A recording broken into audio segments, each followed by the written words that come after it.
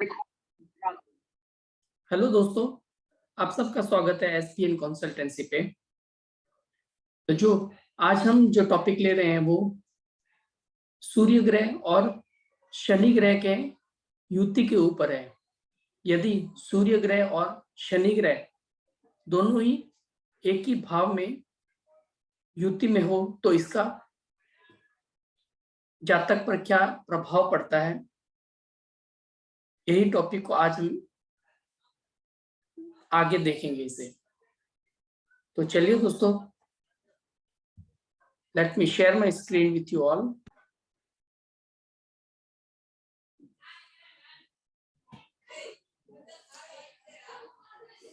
जैसे दोस्तों आप सब लोग देख सकते हैं इस चार्ट में सूर्य ग्रह और शनि ग्रह दोनों एक ही भाव में 8वें भाव में युति में है दोनों ग्रह। तो ऐसे कॉम्बिनेशन को हम वैदिक एस्ट्रोलॉजी में इतना अच्छा नहीं माना जाता है, क्योंकि सूर्य पिता होता है और जो शनि महाराज है वो उनके पुत्र होते हैं, और दोनों में बहुत बड़ी दुश्मनी है और इसमें पौराणिक कथाएं भी हैं। मैं उसका अभी आह्वान नहीं करूंगा, नहीं तो ये वीडियो बहुत ही लंबा हो जाएगा। और नॉर्मली जो सूर्य और शनि की जो स्टोरी है, बहुत जन एस्ट्रोलॉजी जो भी है उनको जरूर मालूम होगा। अगर नहीं होगा तो आपने बुक्स वगैरह, माइथोलॉजी बुक्स बहुत है, उसमें आप पढ़ सकते हैं। तो ये जिस किसी की भी कुंडली में ये कॉम्बिनेशन हो सूर्य ग्रह का और शनि ग्रह का, तो एक तो इनमें जो बोन्स रिलेटेड प्रॉब्लम्स बहुत होती हैं। ऐसे जातक को हड्डियों से रिलेटेड प्रॉब्लम्स बहुत ज्यादा होती है, जैसे कि किसी की बार बार हड्डी टूटना, किसी का बार बार एक्सीडेंट होना, ऐसे कॉम्बिनेशंस बहुत देखे जाते हैं। और अगर किसी की कुंडली में सूर्य और शनि युति में हो तो इससे 3 ग्रह और खराब हो जाते हैं। जैसे कि अगर सूर्य पिता का कारक है और शनि पुत्र का कारक है, और अगर दोनों में पुत्र और पिता में अगर किसी भी तरह का वाद विवाद होता है तो पत्नी बीच में आती है, तो पत्नी शुक्र हो जाती है, जो दोनों के झगड़े के बीच में वो मर जाती है। तो इस युति के कारण शुक्र ग्रह भी खराब हो जाता है। मतलब अगर इस कुंडली में सूर्य और शनि दोनों एक साथ में है तो शुक्र कहीं पर भी होगा तो शुक्र खराब हो जाता है।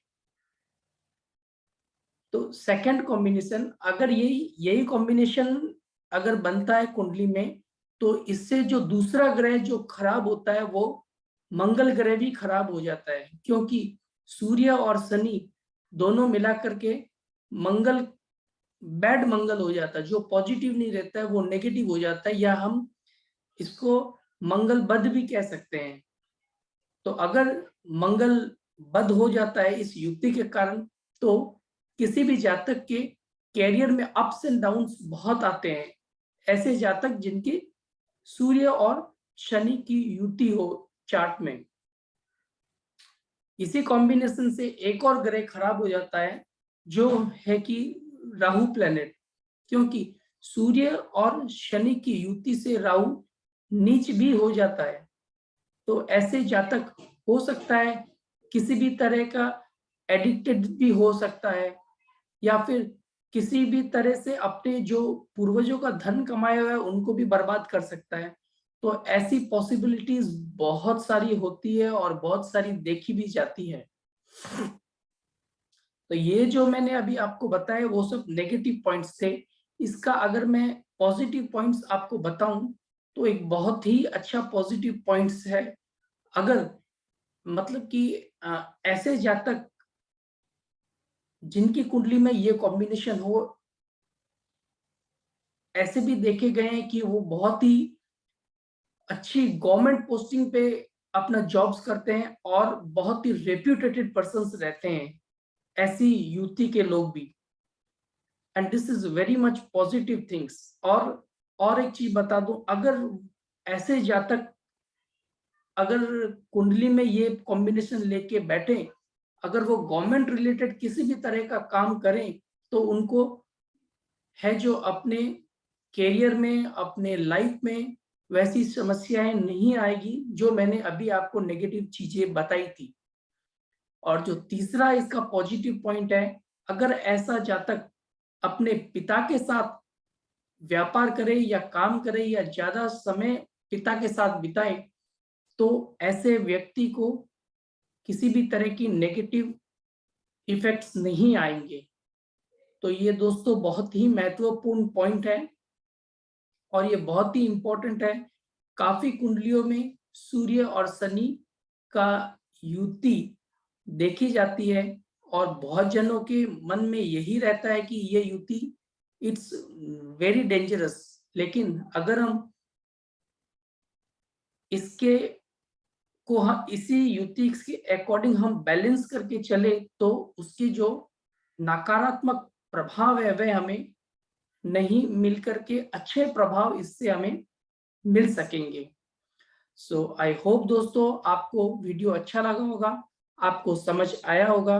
अगर किसी भी तरह का आपको प्रॉब्लम्स हुई होगी या दिक्कत हो रही होगी या कोई भी प्रश्न आप में माइंड में आया हो, क्योंकि जनरली ऐसे प्रश्न आते हैं जब हम किसी के भी चार्ट रीड करते हैं।